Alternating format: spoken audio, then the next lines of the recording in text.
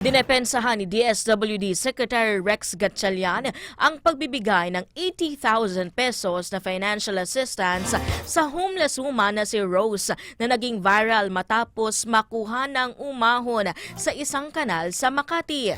O partner, yung iba gusto na nga lang na tumira din sa kanal para magka 80,000 pesos dahil dito. Actually, binabati ko nga para si Sir Rod at Sir Kim. Naghahanap kami nung Saturday ng kanal. Kaso, wala Hindi sila kaming... kakasya. Hindi, partner, hindi ako magkasya dun sa kanal eh. Alam mo, Hindi kayo pwede doon, partner. sabi naman ni Sir Rod at ni Sir Kim, sila na lang mag-video sa akin sa kanal. Ayun, Sabi para ko, kunyari, galing doon. Hindi, problema nga, hindi ako makapasok, hita pa Si lang. Rod na lang ipasok mo doon. Nako, kaya naman po ipinaliwanag ni Gatchalian sa palasyo na bahagi ang aid ng pag-abot program ng DSWD para sa mga walang tirahan. May batayan umano ito sa assessment ng lisensyadong social worker at alinsunod sa guidelines ng ahensya. Iginit din niya na hindi isang bultong ibinibigay ang ayuda kundi by tranche at mahigpit na minomonitor ng isang social worker.